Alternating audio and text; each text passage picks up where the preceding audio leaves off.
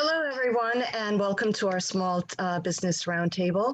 My name is Mariela Osario, and I'm the Career and Small Business Services Specialist at the Long Branch Public Library. Thank you so much for joining us. Today, our discussion will focus on how entrepreneurs over 50 are making their mark with important leaders from across the small business spectrum.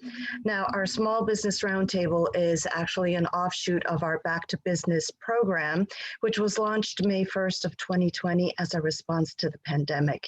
And its aim is to strengthen small businesses and startups by offering a comprehensive set of training tools and resources to assist with the expansion of an online presence for entrepreneurs.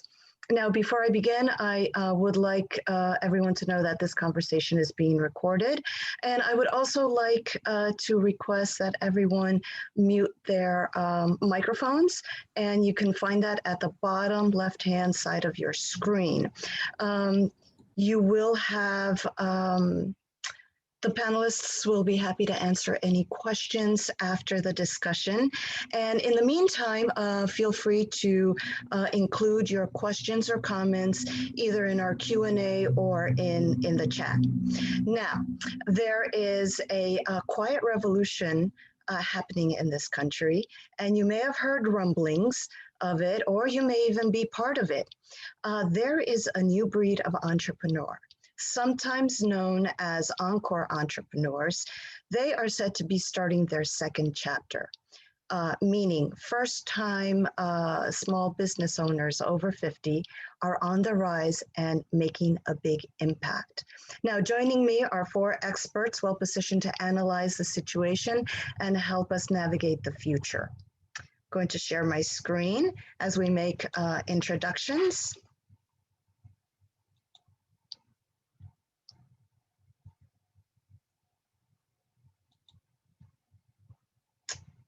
Okay, bear with me one second.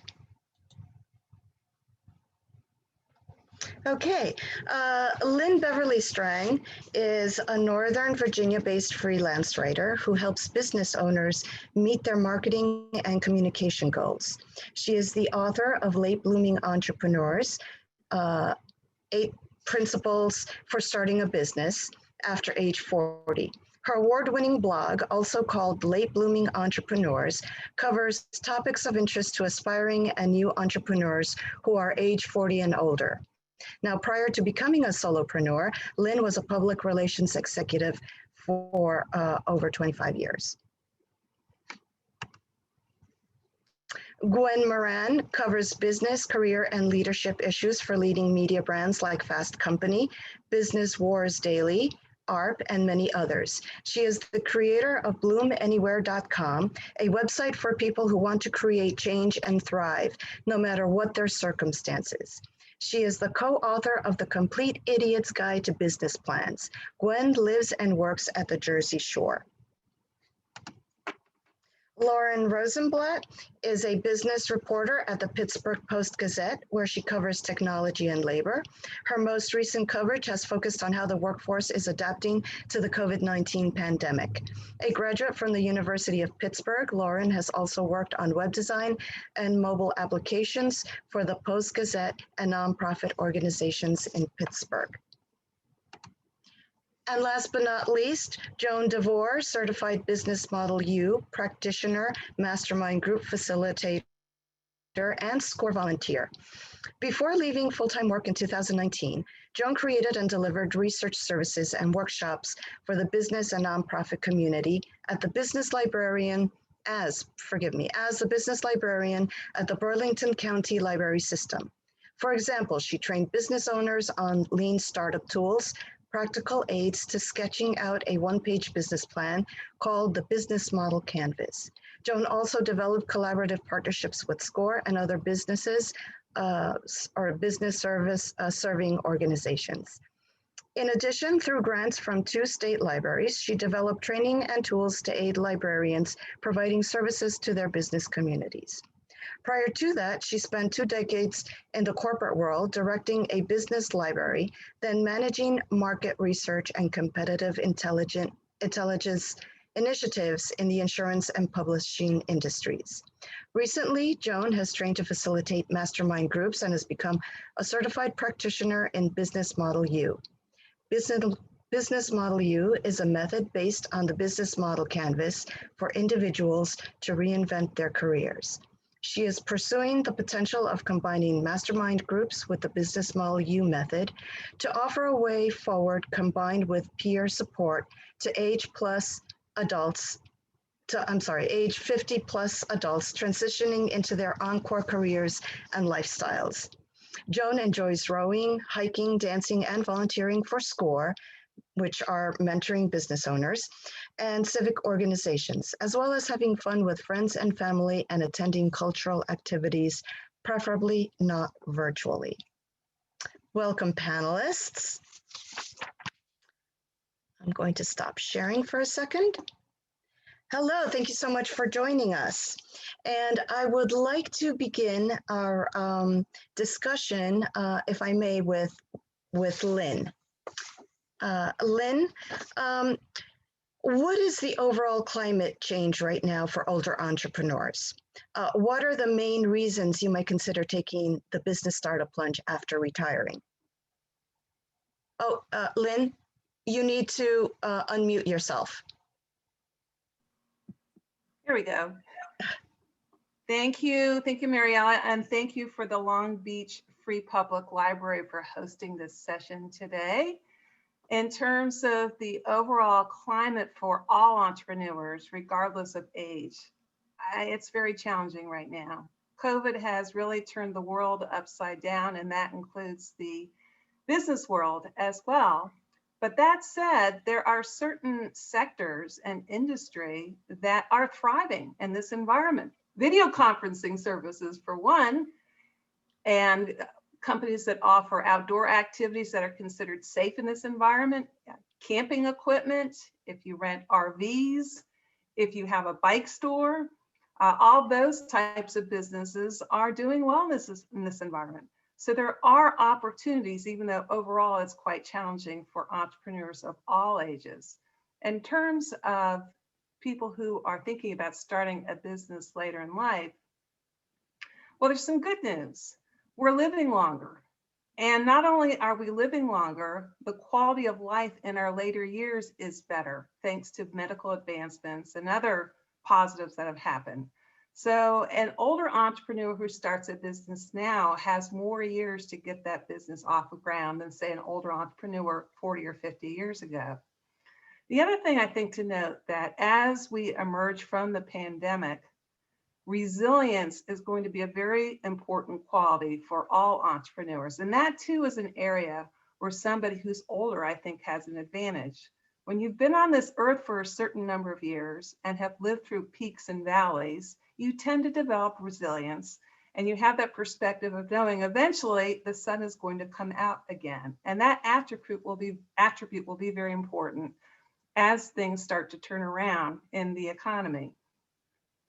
Looking at one of the reasons why somebody might choose to start a business later in life, well, I think that they kind of fall into two camps. One is economical. If you have had a layoff or lost your job, you may be in a position where you're having to still earn money towards retirement, or even just to earn money to make ends meet and cover expenses. So that's certainly one motivating factor. But often it has to do with lifestyle. People are drawn to entrepreneurship because they want more flexibility. They want to have the opportunity to call their own shots. I think there's this perception that when you're working for yourself, you're your own boss, although that's really not the case because you have clients who are your boss, but you have more flexibility and control over your schedule, your lifestyle, and the opportunity to work towards something that's personally meaningful to you, I think, which is another big draw for older entrepreneurs, is a chance to have purpose and cause in their life. So just to sum it up, challenging environment, but there is opportunities, and for older entrepreneurs, some of the traits that they possess might stand them very well in this challenging economy. Great. And indeed, and Lauren, I'm going to turn to you now. Lauren, in your article, you stated that new entrepreneurs opening their ventures later in life are outpacing their younger competitors. What are some examples of successful businesses started by older entrepreneurs? And where did they get their business ideas from? Yeah, well, first, thanks so much for having me. Like Mariella said, I recently wrote an article about Encore Entrepreneurs in Pittsburgh, and talked to several people who had decided to strike out on their own later on for their second act. Yeah, like you said, younger entrepreneurs are being outpaced by their older competitors. One study found that the rate of new entrepreneurs was highest among people aged 45 to 54 and then 55 to 64. And the lowest percentage was actually among people aged 20 to 34, which surprised a lot of people. And people that did decide to strike out on their own had a lot of different reasons for doing so. Some of the people that I talked to said they felt like they had reached a ceiling in their current career, and they wanted to do things differently. You know, they wanted to do it their own way. They had gathered all this expertise and they wanted to try it differently. Other people found that there was something that was missing that they wanted. So an example of this would be some mothers were looking for natural hair and skincare products for their children, couldn't find any businesses in Pittsburgh, so they decided to start their own store. So it would, as they went through their life, they found products that they needed. But I would say mostly people monetize their passions and their hobbies, things that they were already doing, and they found ways to make money off of it. One mother who had taken so many family visits around Pittsburgh started a tourism company because she knew all the cool places to go. Another one started a party planning business because she had thrown so many parties in her life already. A lot of times mothers find that they have more time after their children are grown. So they're able to monetize some of the stuff that they'd already been doing, already liked doing.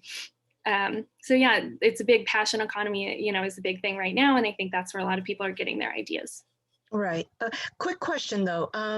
You mentioned how so many entrepreneurs also found ways to start their business venture as a necessity, not only for the lack of jobs or for certain products or services that were missing in their community.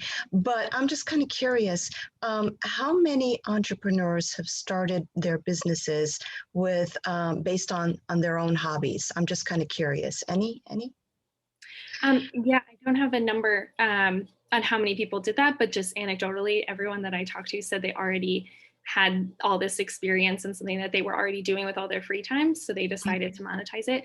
And that, I don't know if that's the most common route, but it's a way, especially people who have already had a career, maybe doing something else, decide that for their second act, they want to do something they know they enjoy. Right, exactly. Great. Thank you so much. Gwen, yeah, Joan, did you want to join in on that? I just wanted to sort of reinforce what Lauren said, and that,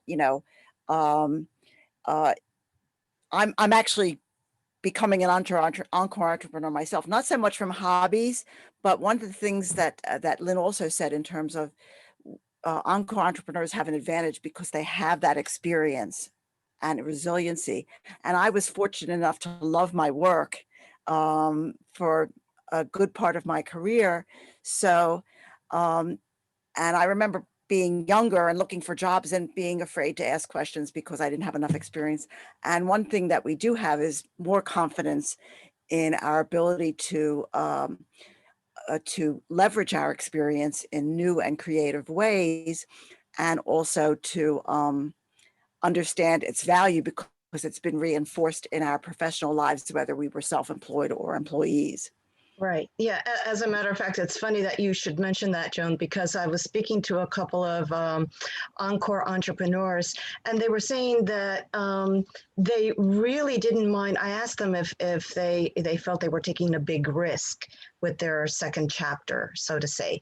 And they were telling me, well, no, not really, because I have the life experience, I have the contacts, I have the perseverance. So now I feel that, and like the other panelists mentioned, people are living longer.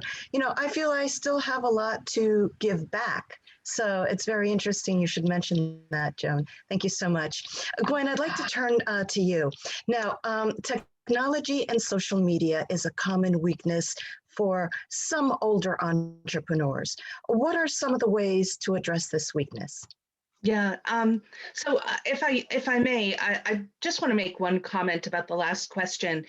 Yeah. We're very much looking at a tale of two economies in this time. We have some sectors that have done extraordinarily well, and economic downturns have often been wonderful opportunities for knowledge workers. So people who are freelancers, who are consultants, who have a specialized skill, especially in the business to business sector, who can help companies sell more or do more or be more efficient, may find remarkable opportunities right now. But in regard to social media, I think there are some stereotypes that we need to bust.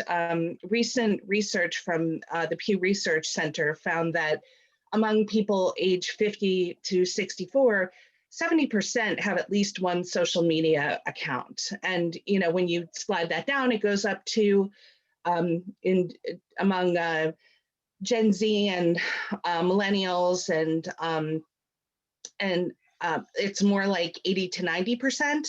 And when you go up 64 and above, the number I believe was roughly 40%. But the key to mastering social media for your business is really to start small. Think about the personalities of each of the platforms. If you're working in the business to business sector, you really want to consider LinkedIn or Facebook. Those are more easily targeted to those sectors. If you have a retail operation, or you're making things, or you have a very visual business, then look at platforms like Pinterest or Instagram, because they're going to allow you to really show off. And then pick one, start with one. Don't bite off more than you can chew. And don't be afraid of creating content, because you don't have to create it all on your own. And often it doesn't have to be highly polished. You can curate other people's content, become a trusted source of good information where you're sharing news articles about your industry, you're sharing photographs of your work, and then pick a regular schedule and stick to it. It could be once a week.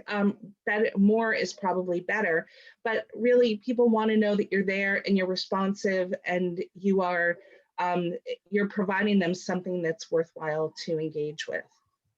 Yeah, great. Thank you so much, Gwen. Now, I'd like to turn to our SCORE volunteer. Joan, excuse me, just one thing to what Gwen said.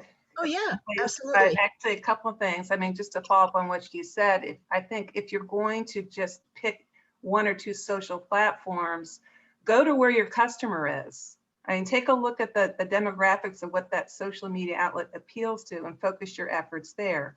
I mean, I'll use myself as an example. I have a blog for 40 and older entrepreneurs, so I tend to focus on Facebook because that tends to attract an older user.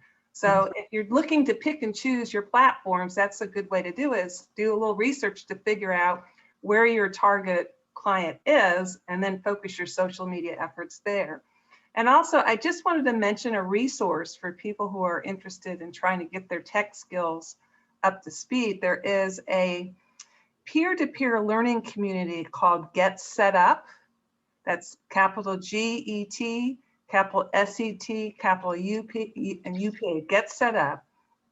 And if you go there, it's taught by retired educators, and they have a number of classes, most of them free, that are geared towards teaching older entrepreneurs and others tech skills, as well as other useful skills that you need to start a business. I just wanted to mention that for those that might be looking to get a little bit more formal in that area. Oh, that sounds like an excellent resource. Thank you so much for that, Lynn. Now, going back to Joan, SCORE is the nation's largest network volunteer, expert business mentors. During the COVID crisis, I'm sure SCORE received its share of mentoring requests. How has the pandemic affected business startups? Well, when the pandemic first began, I had this misbegotten idea that it would reduce the demand for SCORE mentors and people starting businesses. Right. I was totally wrong about that, because our statistics are comparable in terms of mentor requests and mentoring sessions are comparable and even higher than they were in the previous year. If we look at 2020 versus 2019 and year-to-date 2021. What we found is there's people much speaking to the way that Lynn said that there are certain businesses, types of businesses that offer opportunities, even that in some cases might even be stronger than they were, opportunities than they were during non-pandemic time as people start becoming resilient and using the virtual capabilities, similar to the way retail is using curbside pickup. So people have been pivoting. And so SCORE has had a lot of demand for content and information concerning the various government programs like PPP and EIDL and the CARES Act. So we've had workshops on that. We've had speakers on that. Most of our clients are for-profit businesses, but we do have some. I wanted to make sure that people knew if they're involved in the nonprofit world, we also mentor nonprofits. And SCORE is also, people might tend to think of SCORE as working mostly with startups, but that's not true. The tagline is for the life of your business. So it's about 50-50 split between startups and existing businesses. And that speaks to COVID because while people may be starting businesses and just making decisions on what business to start, in part because of the pandemic situation, taking advantage of the opportunities, there are existing businesses that of course have had to pivot big time. And we had one example of a nonprofit located in a small town in New Jersey. And this was an arts organization. And what they did was give classes. People would come into their facility and take classes, painting classes, drawing classes. And the other thing that they did was have a gallery where they showcased local artists. So when the pandemic hit, on the one hand, they had to shift gears in terms of classes. And that affected their marketing strategy. It affected their need for technology infrastructure and that type of thing. On the other hand, they came for mentoring to talk about how do I market beyond the geographical area. They were focusing on local artists.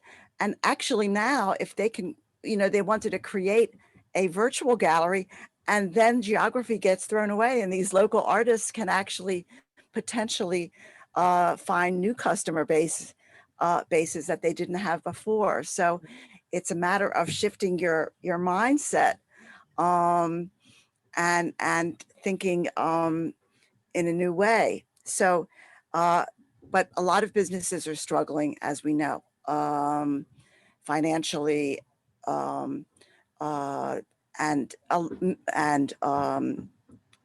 with how do they pivot their business? Right. So we've been, helping people with brainstorming ideas for that, and also with the government programs that can be very challenging to navigate.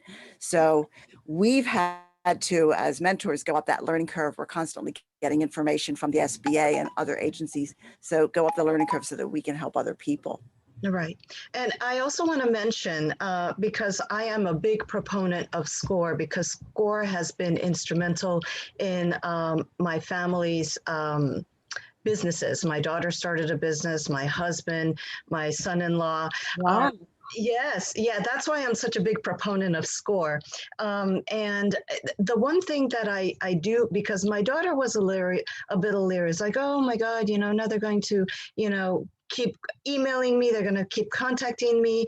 I just want basic information. And so we went on the website, and there is a whole slew of blogs and webinars, all free of charge. And if you just sign up for their newsletter, there's no commitment.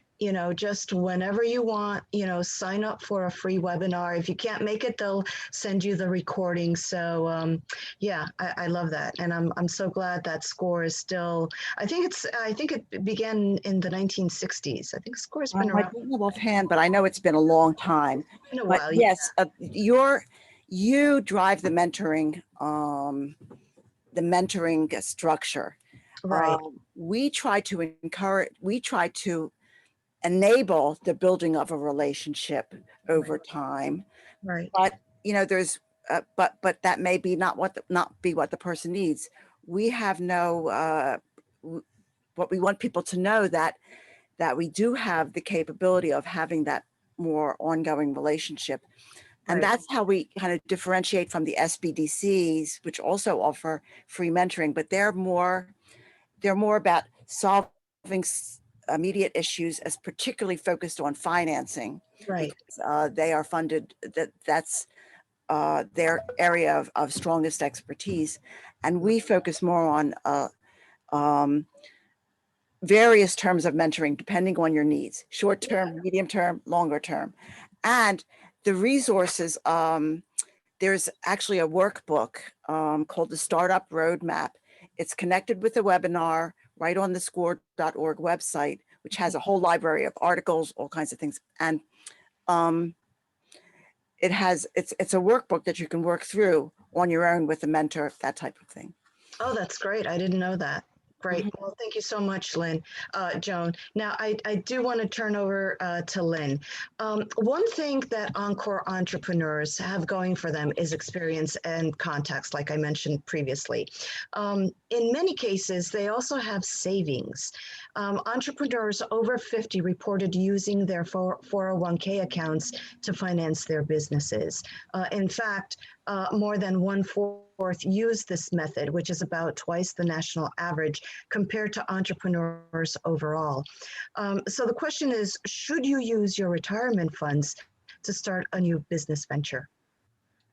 And the answer is, this is not a one size fits all answer.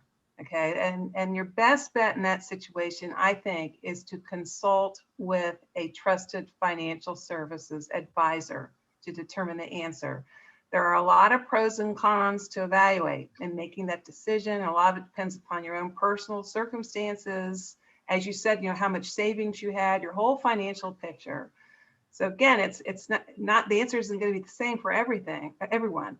And in particular, for older entrepreneurs, I think one of the cons that you have to think very carefully about is if you take a loan out against your 401k, you don't have the same window as a 25-year-old to recoup the losses if you are not successful. And it's while, as I said earlier, people are living longer, but a 55-year-old or a 60-year-old does not have that same window that a 25 or 30-year-old has to recoup the losses if things don't work out. So that is something really important to think about. One of the advantages of being older is you do tend to have more financial assets, and you have an established credit history. May mean that it might make you might qualify for a personal loan where the terms are more favorable for you. So I think those are the types of things that you want to talk about with a financial advisor who you trust, who understands your business, and evaluate what are your other alternatives for getting financing. Because again, if you have those assets and you have that credit history, you might be eligible for a number of options, and you want to consider all of them and make a wise, practical decision based upon your personal circumstances.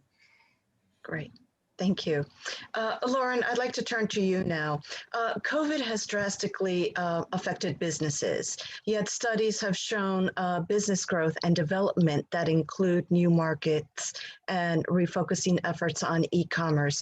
Can you give us some examples of how entrepreneurs are expanding their client base? Yeah, sure. So before I jump into that, I just wanted to add one point to what Lynn was saying. Partly because of COVID, partly because of all of the events over the summer, there, at least in Pittsburgh and some other tech companies, there have been grants and loans directly to support minority-owned businesses and women-owned businesses, Black-owned businesses.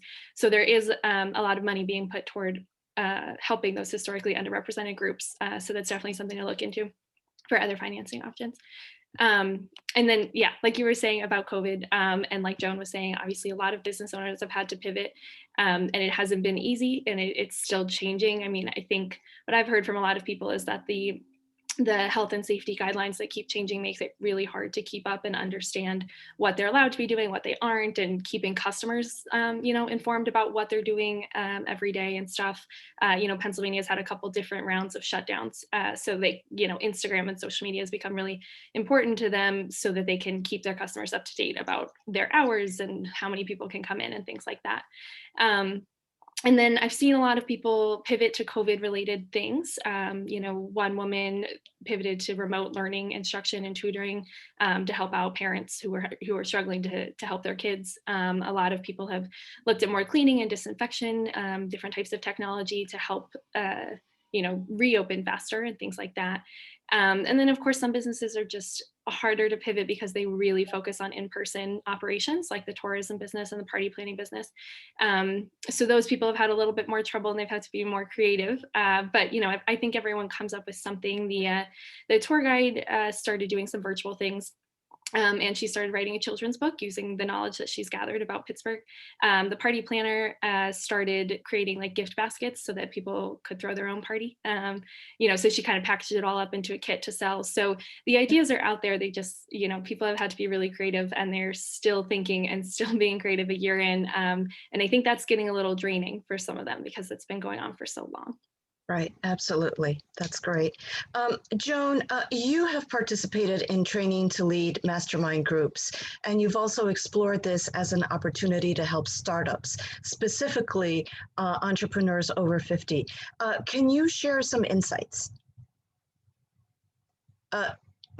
Microphone. I'm just beginning at this. Again, in my attempt to pivot to have a more flexible, incorporate some work and some volunteer work and community work. So insights that I have regarding that kind of led me in this direction, and maybe I'll throw out a question to the audience too, is when I was a librarian and I was the business librarian, I did a lot of training, workshops, teaching people how to use library resources. I'm trained in lean startup techniques like business model canvas and and value proposition design. And I taught that.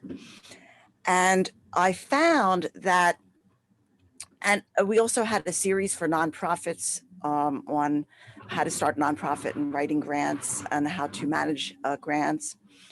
And I found that in the programs at the library, people would say to me in their evaluations that the content they loved the content, but just as much, they loved the interaction with their peers.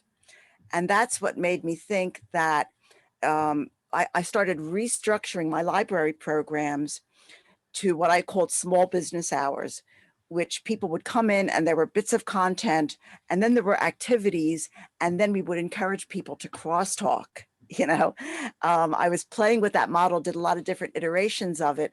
But so the insight there is that there's a lot to be gained from having a mentor. There's also a lot to be gained from peer connections. And those connections may be connections that you have already established from your professional life, but there's also, it's not that hard these days to have new connections, to establish new connections.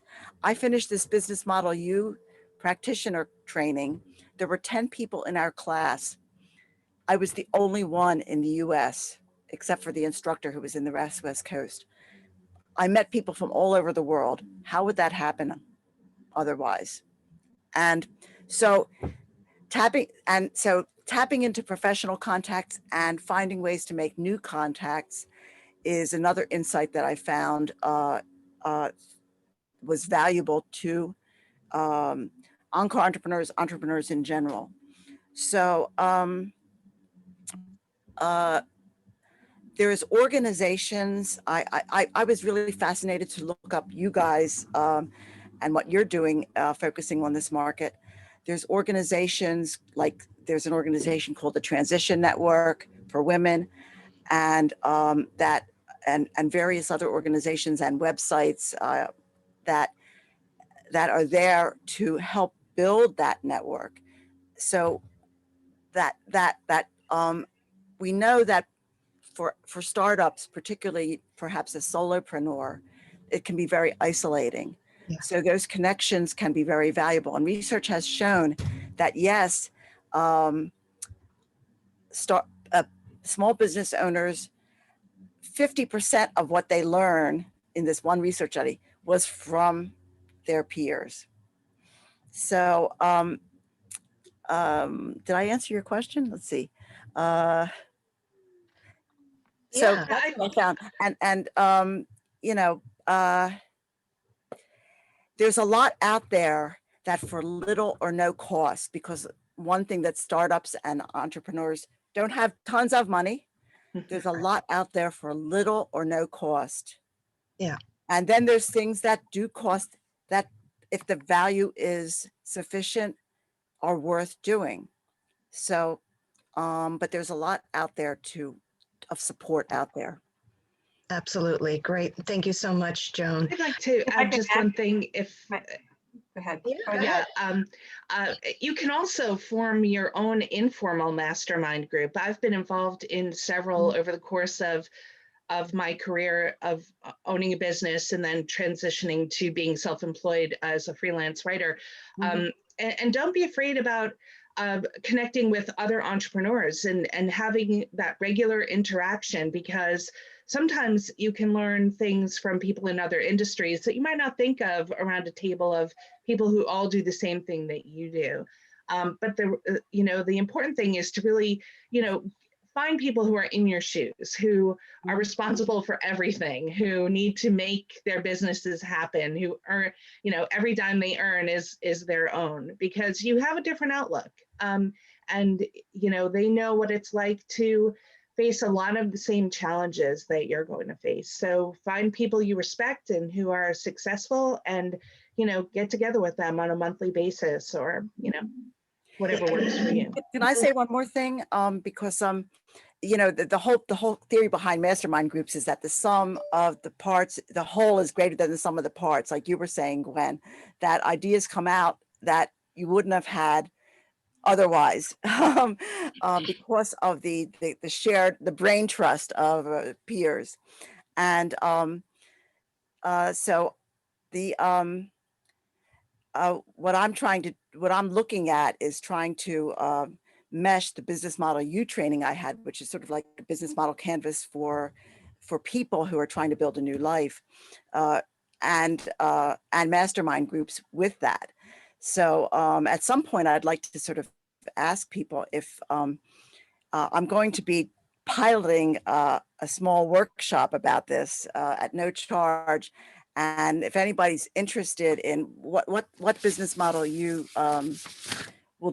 does is it helps you to, it's a simple one-page tool like a business model canvas. And it helps you to look at your strengths and your talents and figure out a way to leverage them to build, to show your value and to help you build the flexible lifestyle you want. So if anybody's interested, either put your email in the chat or let Mariella know, and I'll let you know when I'm going to offer it. Absolutely. I'm kind of testing it, because what I really want to do is see whether this is valuable for Encore Entrepreneurs, because that's the folks I'm targeting, since I've been there and gone through an Encore transition. So I want to see if it's of value. So that's my and validate whether or not this is something that's really going to be compelling to people. Absolutely, Joan. And I do want to go back to what Gwen said about groups, forming groups and following people who have shared interests. And that's the beauty of social media. Like on Facebook, you can join different groups. On LinkedIn, wherever you turn to, look into the groups, see what they offer. And again, it's no cost, and it's just people, brainstorming together, giving support. So absolutely, that's what I love about social media. But Ling, you wanted to add to this topic, I to did. this discussion. I mean, there might be some listening to us saying, what the heck is a mastermind group? Because not everybody is familiar with that term.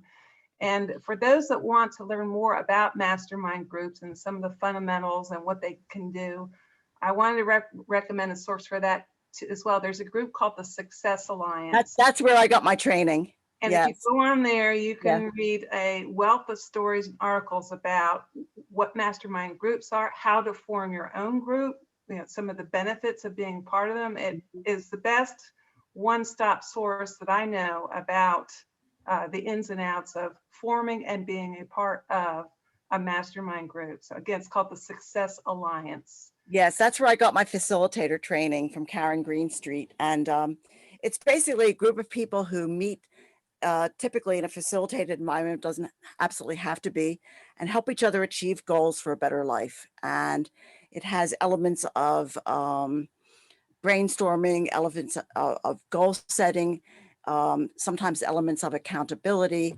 And there's also a thing called the hot seat, which is typically an element of mastermind groups, which it's not painful. It means that you get a chance on a regular basis to surface with the group a compelling question you want to ask, a compelling issue or challenge you're dealing with, and get some focused time on your specific challenges.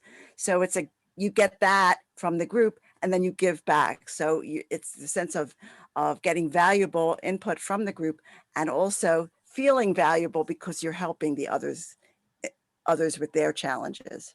Great. Yeah. Gwen, are there any other skills or factors or issues that can make or break the success of an older startup? Yeah, I think across the board, one of the biggest mistakes, especially new entrepreneurs make, is not really understanding their numbers. From your pricing to your startup costs to even what you need to make as a salary over the long term.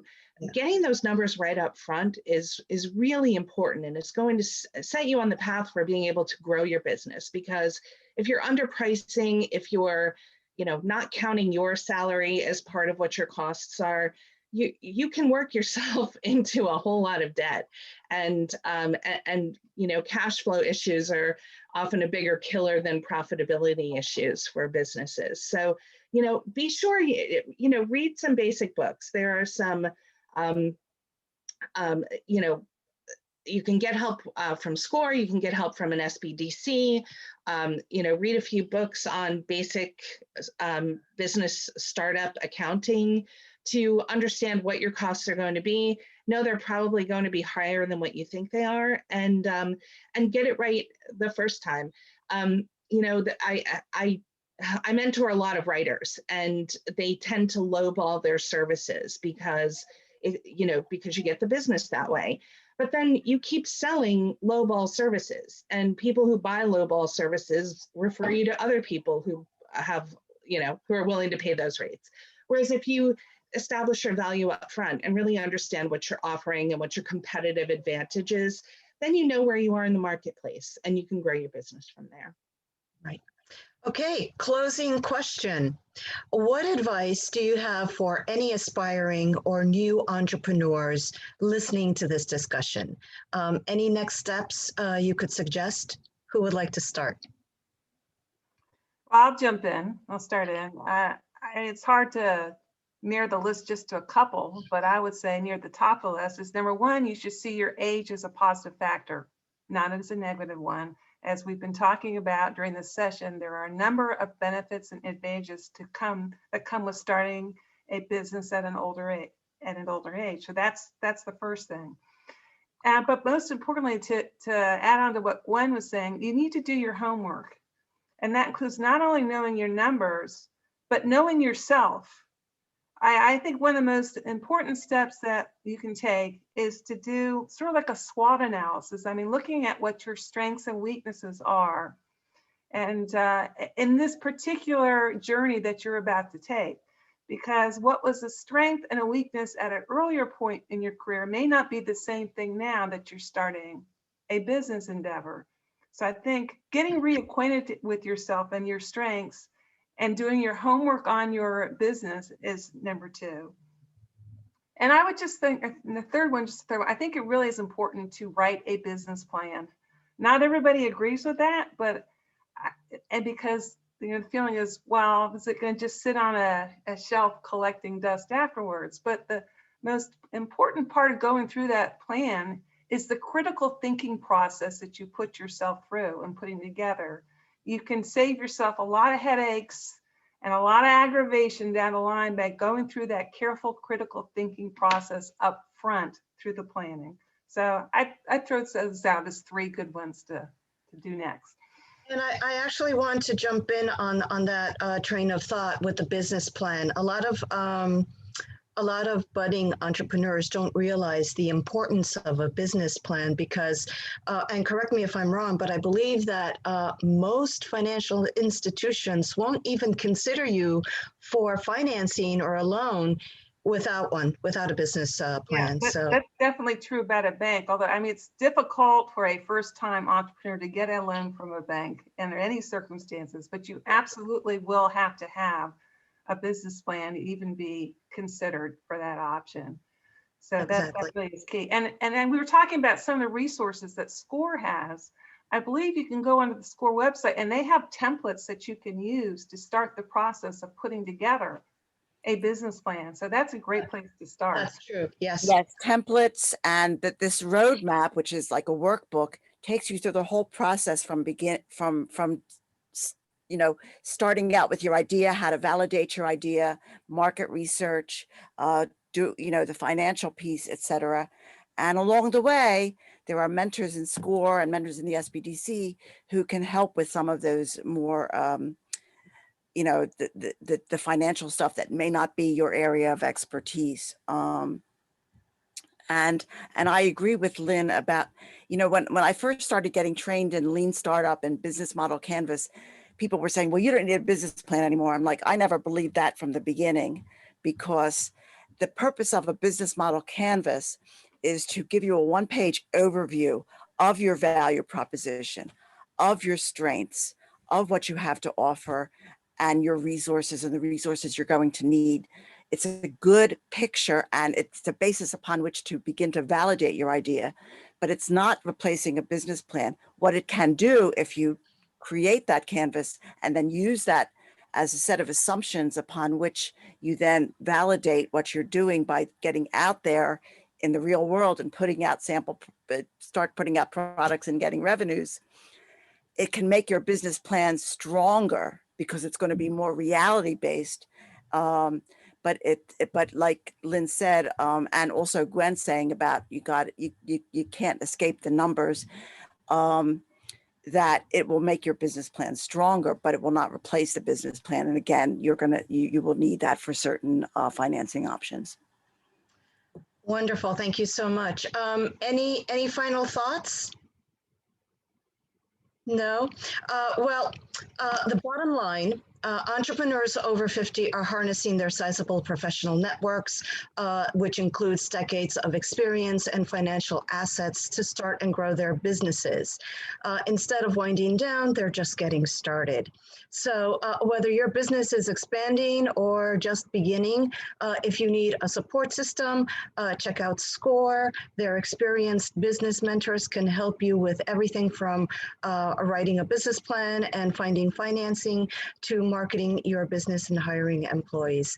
So no matter how old you are, SCORE can definitely give your business the edge you need to succeed.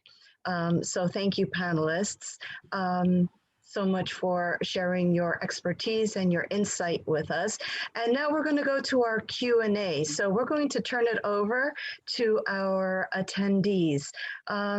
Attendees, do you have any questions for our panelists? Feel free to raise your hand, jump in, post your question in the chat or Q&A. Any questions, any comments? No. Joan, did you want to say something to our attendees? The fact that if you have an interest in this workshop, which that I'm going to be piloting, send your email to Mariella or put it in the chat. Yep. I just sort of had one question in my mind that I kind of wanted to see if anybody wanted to volunteer asking, which is just very simply, what's your top goal or challenge that's in your mind right now, Yeah. from the audience?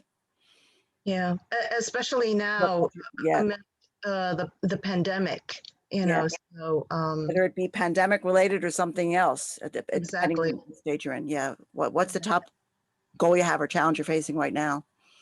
Yeah. Does anyone want to share their attendees? Do you want to share your questions, your thoughts, your comments? No. Well, while we're waiting for somebody to respond, I'll just jump in and say, in talking to some of my clients on that topic, I think one of the concerns I'm hearing in some cases is, how do you transition a business so that you can operate in a pandemic remote environment? Because there are certain businesses that it's a real challenge to figure out how to do that. Like in one case, this woman I work with has a massage therapy business. Yeah. So, how do you make that work in this environment? So there are certain types of businesses where it becomes more challenging than others to figure out a workaround as to how to operate. So I think Like getting a haircut. that too. Yeah. Yeah. I just want to jump in on that. How businesses have been able to pivot is very important, because I was speaking with a fellow, a business owner, and she had been. It's kind of like a block of businesses, and she had been there for like 16 years. And as the pandemic started and hit, most of the businesses were able to pivot, whether they learned how to use social media, to promote their sales or whatever. But one thing she mentioned was, it's so sad that a lot of people still will not switch from a cash-based business to a digital business. And she has seen at least 2 stores on that block that quickly went under because they just would not be willing to switch over.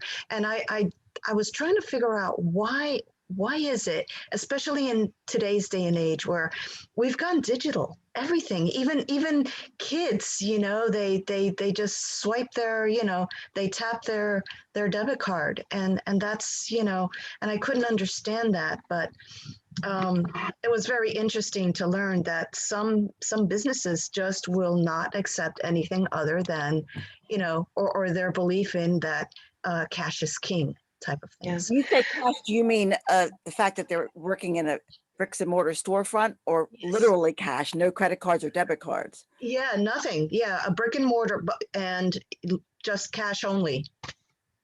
And I was surprised. I think one thing that businesses are going to have to keep in mind going forward is that the transitions that they're being asked to make are not over. There are very fundamental shifts in how people now want to conduct business, how they want to buy things. Even once we get through vaccinations and the pandemic recedes a little bit, we're still going to have people who want contactless payment, who want things delivered to them more frequently. So, and I think that's another place where you need to take a hard look. If you have pivoted, what's worth keeping, and what are going to be the expectations of your customers going forward? And that's something that you're really going to need to keep your finger on the pulse of. You may need to make some hard choices. It may not be financially worth it to do the things you did to survive at one point. But at the same time, if you have customers who have shifted expectations and who now want to do business in different ways, you're going to need to learn how to do that too. Exactly. Yeah. Well, panelists, I think that's all the time we have for today. Thank you so much for joining me today for such a lively discussion and sharing your thoughts and your expertise with us. We greatly appreciate it. And again, if anyone is interested for a copy of the recording or any additional information, you can reach me at mosario.lbpl@gmail.com, and I'll be happy to answer any questions or comments you may have. Panelists, thank you so much for making this roundtable such a wonderful success. Thank you. Thank you for having us. Thank you. Please take care.